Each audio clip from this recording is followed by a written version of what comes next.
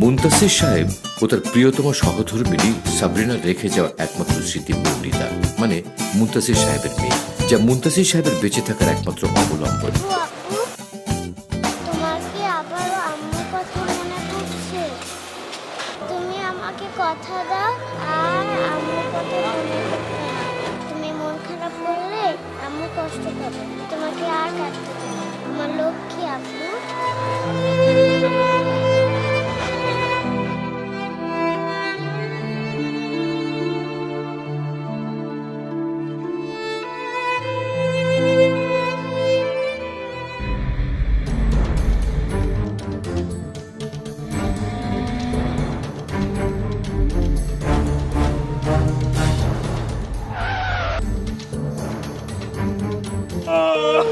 কি হয়েছে ভাই? প্রতিটা মানুষকে মৃত্যু সাথ দিতে হবে। আমিও জানি, কিন্তু বিধাতা কেন আমার সাথে বারবার এরকম করতেছে? কেন আমার শেষ অবলম্বনটুকু কেড়ে নিল?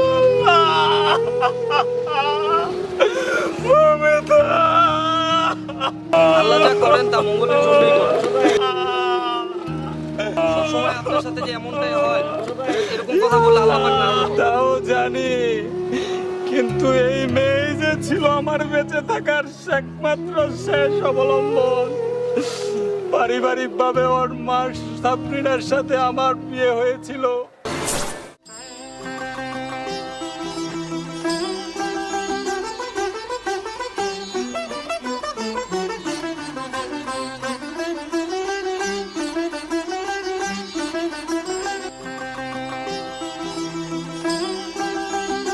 সাবরিনার সাথে পারিবারিকভাবে বিয়েটা হয়েছিল।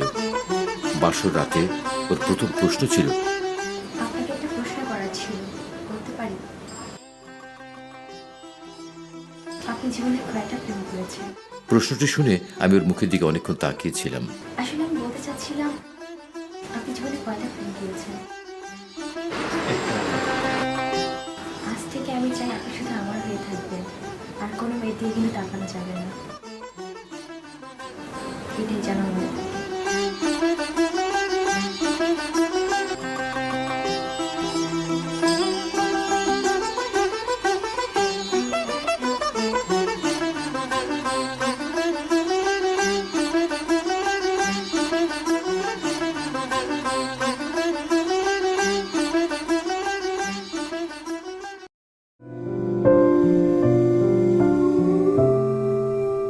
ও আমাকে কতটা ভালোবাসে বুঝেছিলাম সেই দিন। একদিনও চাচাতো বোন আমার সাথে পার্কে বেড়াতে গিয়েছিল। অনেকক্ষণ হেসে হেসে কথা বলছিল। ও সেটা দেখে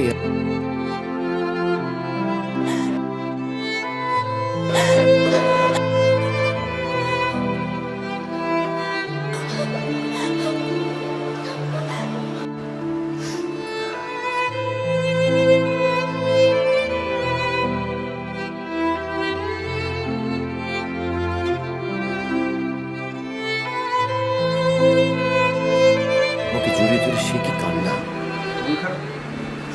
তোমাকে না বলেছি আমাকে ছেড়ে তার সাথে কথা না বলতে। আমি মরে গেলে বল, ইচ্ছে মতো বলো, তখন আর কেউ পালন করবে না। কি হয়েছে? কিছু হয়নি তো?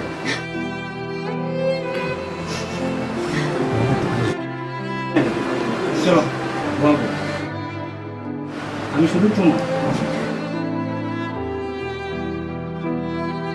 ওর কান্না দেখে আমি নিজেই কেঁদেছিলাম।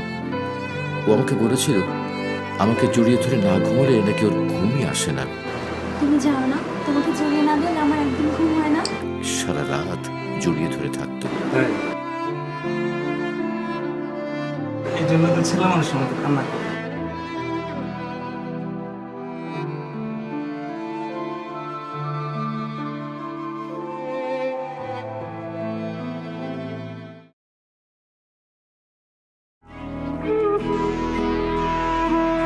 তাই কোথাও রাতে থাকতাম না। যত রাতই হোক বাসায় ফিরে আসতাম। সাবরিনা বলেছিল আমাকে ছাড়া একবারও ঘুম হয় না। আমি কি করবো? ও বসকে বলে যে কোনোভাবে যেতে হবে। ও আমাকে বলতো রান্না করার সময় ওকে পেছন থেকে জড়িয়ে না ধরলে নাকি ওর রান্না করতে ইচ্ছে করে না। আমিও সব আবদার হাসি মুখে পূরণ করতাম। বড্ড ভালোবাসতাম ওকে, এখনো বাসি। ও আমাকে বলেছিল আমি নাকি বাবা হব। কথাটা শুনে যে কি খুশি হয়েছিলাম বোঝাতে পারবো না। এভাবে সবসময় জড়িয়ে ধরে রাখবেন।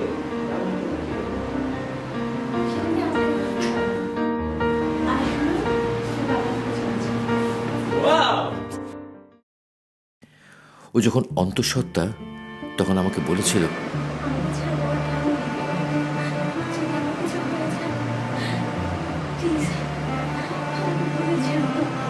আমি মরে গেলে তুমি আর বিয়ে করো না। এভাবে কাঁদতে হয় না। এখন থেকে একই মনে অভ্যাস করো, যদি আমি আর না থাকি। কিছুই হবে না, কিছুই হবে না। বাচ্চা ছেলেদের মতো এইভাবে কাঁদছো কেন? ঘুমাও, ঘুমাও।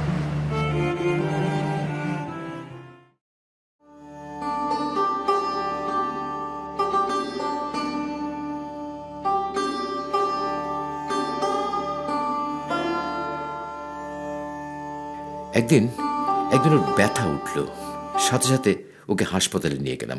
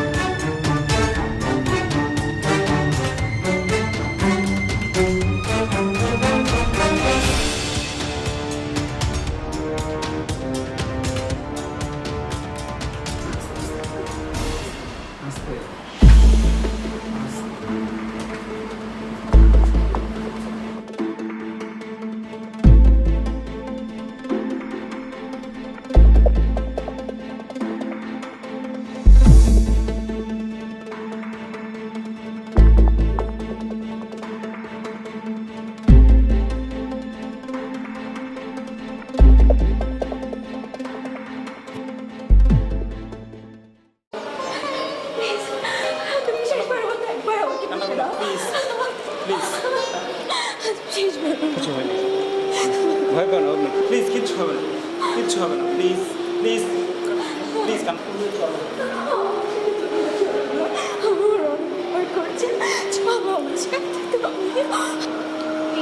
আপনি ওনাকে ছাড়ুন, আমাদের কাজ করতে দিন। ম্যাডাম, আমি ওর হাজবেন্ড। প্লিজ একবার যেতে দিন, প্লিজ। ও ভয় পায়, ও ভয় পায়। একবার যেতে দিন, প্লিজ। আমার ওয়াইফ।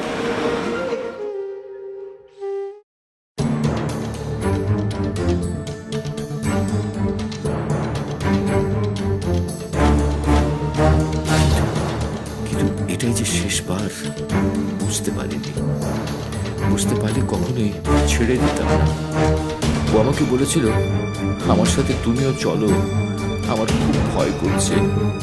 ডাক্তারকে কতবার বলেছিলাম আমি ওর পাশে থাকবো, কিন্তু আমাকে ওরা যেতে দিল না।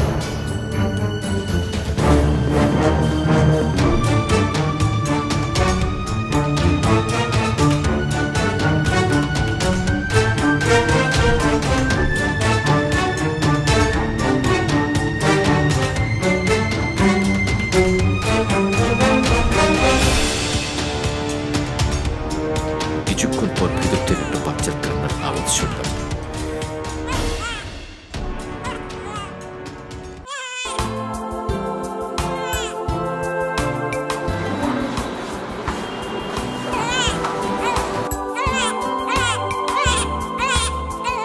ভিতরে গিয়ে বাচ্চাকে পেলাম,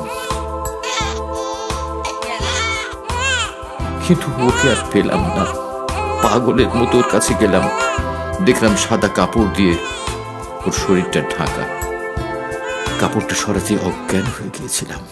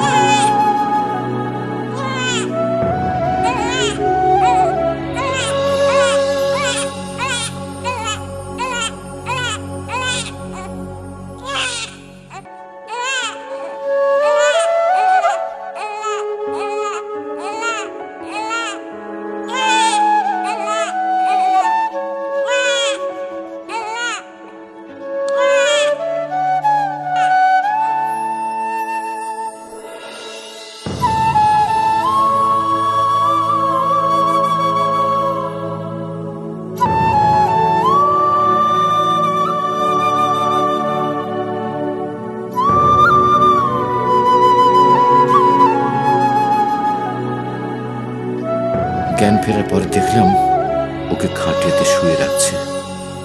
ওর কাছে গেলাম। কোথায় যাচ্ছ তুমি? কোথায় যাচ্ছ? তুমি না বলেছিলে আমার চোখের জল তোমার সহ্য হয় না? দেখো দেখো আমি কাঁদছি। উঠো, অনেক তো ঘুমালে। তুমি না বলেছিলে তোমাকে না জড়িয়ে ধরলে আমার ঘুম হয় না? উঠো, উঠো না প্লিজ। তোমাকে না জড়িয়ে ধরলে আমার ঘুম হয় না, তুমি জানো না? উঠো না প্লিজ, উঠো।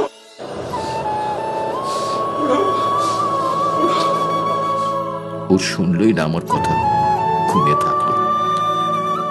ওকে যখন নিয়ে যাচ্ছিল আমি পাগলের মতো আচরণ করছিলাম, তবুও উঠল না, চলে গেল। আমাকে ছেড়ে চলে গেল। ও আমাকে বলতো, যেদিন হারিয়ে যাব সেদিন বুঝবে কতটা ভালোবাসি আমি তোমাকে। ভাই চলেন মেয়েটাকে দাফনের ব্যবস্থা। ও ভাই, চলেন ভাই।